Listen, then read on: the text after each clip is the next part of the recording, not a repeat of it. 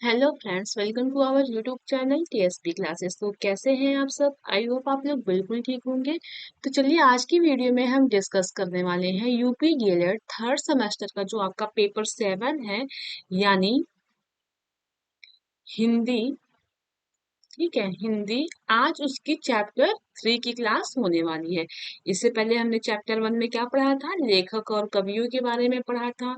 फिर हमने चैप्टर 2 में पढ़ा शब्द क्या होते हैं, शब्द के कितने प्रकार होते हैं, मुहावरा क्या होता है, लोकोक्ति क्या होती है। ठीक, उसको हमने बहुत डिटेल में पढ़ा। आज हम चैप्टर 3 पढ़ने वाले हैं। चैप्टर 3 बहुत छोटा सा जो है आपका टॉपिक है। ये सिर्फ 10 या 15 मिनट की क्लास होगी। इसमें आपको सिर्फ समझाना है। फिर जो टॉपिक है वो आपको अपने हिसाब से पढ़ना होगा, ठीक है, क्योंकि याद नहीं कराया जा सकता। ये चीजें ऐसी हैं कि आपको अपने लैंग्वेज में लिखना है। तो यहाँ पे बस आपको बता दिया जा रहा है कि कैसे क्या पढ़ना है। आप जो है बुक से या फिर आप अगर बोलेंगे तो मैं आपको सारी चीजें प्रोवाइड करा दूंगी, आप वहां से अपने से पढ़ सकते हैं। तो चलिए देखते हैं। राष्ट्रीय पर्वों, मेला तथा त्योहार जैसे विषयों पर अपने शब्दों में गद्य या पद्य में स्वतंत्र लेखन। एक तरह से क्या है ना, एसी लिखना है, यानी निबंध लिखना है। राष्ट्रीय पर्व जो हो गया, राष्ट्रीय पर्व क्या होता है? जैसे आपका 26 जनवरी हो गया, 15 अगस्त हो गया, है ना, महात्मा गांधी जयंती हो गया। ठीक, मेला जैसे दशहरा का मेला हो गया, त्योहार यानी आपका ईद हो गया, होली हो गया, दीपावली हो गया, क्रिसमस हो गया। इन सब चीजों पे क्या करना है? निबंध लिखना है। और आपके एग्जाम में 2 या 3 बार क्वेश्चंस निबंध के लिए ही पूछा है कि आप राष्ट्रीय पर्व पर अपने स्वतंत्र लेख लिखिए। ठीक, इस तरह के क्वेश्चन बनते हैं। तो सबसे पहले हम ये समझेंगे कि आपका स्वतंत्र लेखन होता क्या है। ठीक, क्या समझेंगे? स्वतंत्र लेखन होता क्या है, देखते हैं। स्वतंत्र लेखन में बच्चे किसी भी प्रकार की बाधा से मुक्त होकर लिखते हैं। यानी आपके स्वतंत्र लेखन में क्या होता है? बच्चे के ऊपर कोई बाउंडेशन नहीं होता है कि जो डिफिनेशन मैंने आपको बताया है वही परिभाषा आप लिखिए।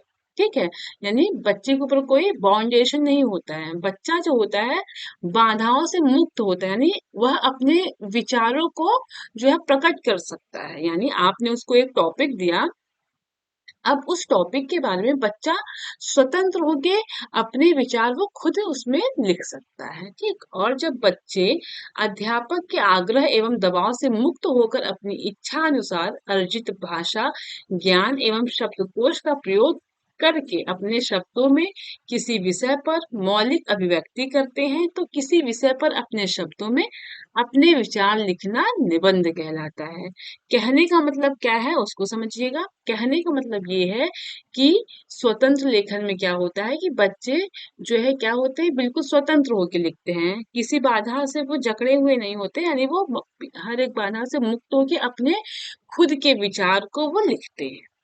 और कहा जा रहा है कि जब बच्चे अध्यापक के दबाव में, यानी अध्यापक के बिना हेल्प से, ठीक, या अध्यापक के बिना दबाव में, ठीक, होके बिना मतलब दबाव से मुक्त होकर जब वह कोई लेख लिखते हैं, अपनी इच्छा अनुसार लिखते हैं, तो वो अपनी भाषा का, अपनी जो उनकी भाषा है, ठीक, जो उन्होंने सीखा है, ज्ञान उनके अंदर जो है, उनके शब्दकोश जो है, ठीक, उन सब का प्रयोग करके क्या करते हैं कि वो किसी विषय पर अपनी खुद की लेख लिखते हैं। तो वही कहा जा रहा है कि किसी विषय पर अगर अपने शब्दों में, अपने विचारों में जो आप लिख रहे हैं वही आपका निबंध कहलाता है।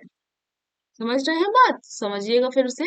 स्वतंत्र लेखन क्या होता है कि स्वतंत्र लेखन में क्या होता है कि बच्चे किसी भी प्रकार से हर एक बाधा से मुक्त होकर लिखते हैं। ठीक, और जब बच्चे मुक्त होकर लिखते हैं तो क्या होता है कि वो अपनी अर्जित भाषा, यानी जो भी उनकी भाषा है, उन्होंने जो भी ज्ञान अब तक ऑब्जर्व किया है, जो उन्होंने ज्ञान ग्रहण किया है, बच्चों का जो शब्दकोश है, इन सभी चीज का प्रयोग करके वो जो है क्या करते हैं, एक लेख लिखते हैं जो बहुत प्रभावित करता है ना। और एक चीज और समझिएगा, निबंध क्या होता है? तो निबंध क्या होता है कि किसी विषय पर, ठीक, किसी विषय पर अपने शब्दों में अपने विचार लिखना निबंध कहलाता है। ये नहीं कि आप रट के गए तो आप वही लिख दीजिए। निबंध क्या होता है कि अगर आपको टॉपिक दे दिया गया 26 जनवरी, तो आपको 26 जनवरी के बारे में जो भी पता है, जो भी आप जानते हैं, उसको आप अपने विचार से जो है बना के लिख सकते हैं। इसीलिए मैंने यहाँ पे आपको कराया नहीं है, क्यों? क्योंकि आप प्रैक्टिस करिए कि आपको क्या पता है, आप स्वतंत्र लेख लिखिए, आप निबंध लिखिए। इससे क्या होगा कि एग्जाम टाइम में आपको 2 नंबर आराम से मिल जाएंगे। चलिए, अब ये देख लेते हैं। शब्दों द्वारा अपने भावों को लिखकर प्रकट करना ही स्वतंत्र लेखन या लिखित अभिव्यक्ति कहलाता है। ये तो सभी को पता है कि जो शब्द होते हैं उनके द्वारा, ठीक, आपके जो मन में भाव है उन्हीं को लिख कर अगर आप प्रकट करते हैं तो वही आपका स्वतंत्र लेखन या फिर आपकी लिखित अभिव्यक्ति कहलाता है। ठीक है, स्वतंत्र लेखन के कौन कौन से निम्न विषय है वो हम देखेंगे। पहला है आपका राष्ट्रीय पर्व। ठीक, राष्ट्रीय पर्व क्या होता है वो आप सभी भली भांति परिचित हैं। तो राष्ट्रीय पर्व प्रतिवर्ष संपूर्ण भारत में धूमधाम तथा उत्साह पूर्वक मनाए जाते हैं। यानी आपका जो राष्ट्रीय पर्व है वो हर साल मनाया जाता है भारत में। ठीक, अब वो राष्ट्रीय पर्व में क्या क्या आएगा वो देखिएगा। जैसे आपका स्वतंत्रता दिवस हो गया, ठीक, गांधी जयंती हो गई, गणतंत्र दिवस हो गया, बाल दिवस हो गया, विवेकानंद जयंती हो गई, अध्यापक दिवस यानी टीचर्स डे। तो ये सब जो टॉपिक है इस सब चीज के बारे में आपको पता होगा, है ना, कि स्वतंत्रता दिवस क्यों मनाया जाता है, बाल दिवस क्यों मनाया जाता है, किनके डेट ऑफ बर्थ पे मनाया जाता है ना। तो इन सब चीजों को आपको अपने शब्दों में लिखना है। आई बात समझ में? तो राष्ट्रीय पर्व के अंतर्गत ये आपके टॉपिक आते हैं। अब चलिए देखते हैं। अब देखिए दूसरा है आपका मेला। तो भारत में क्या है कि स्थानीय स्तर पर यानी हर एक स्थान पर उनके मेले आयोजित किए जाते हैं। हर एक जगह पे कोई ना कोई प्रसिद्ध मेला है। जैसे हमारे प्रयागराज में क्या है, कुंभ का मेला है ना। दशहरा का मेला हर जगह लगता है। कुल्लू मेला आपका ये पहाड़ी पे लगता है।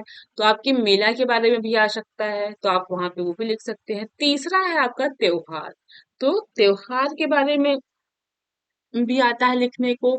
होली हो गया, ठीक है, दीपावली हो गया, ईद हो गया, क्रिसमस, गुरु नानक जयंती। तो ये सब त्योहार है।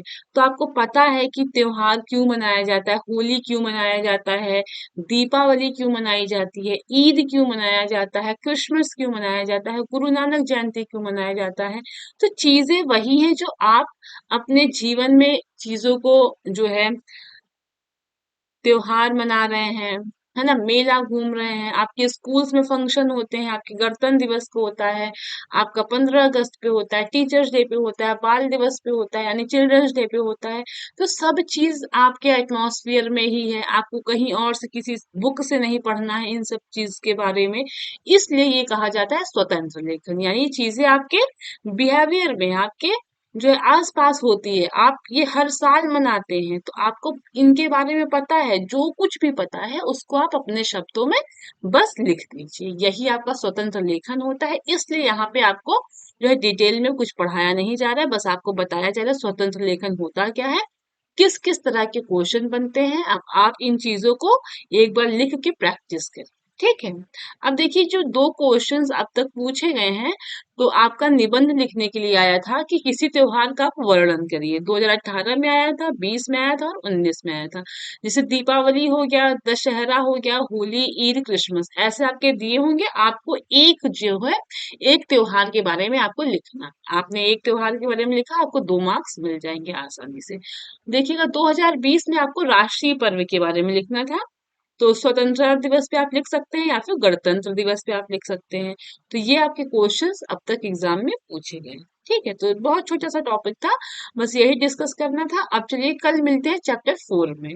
ठीक, तो क्लास अगर अच्छी लग रही है तो लाइक करिएगा, शेयर करिएगा और सब्सक्राइब जरूर करिएगा। Okay, thank you.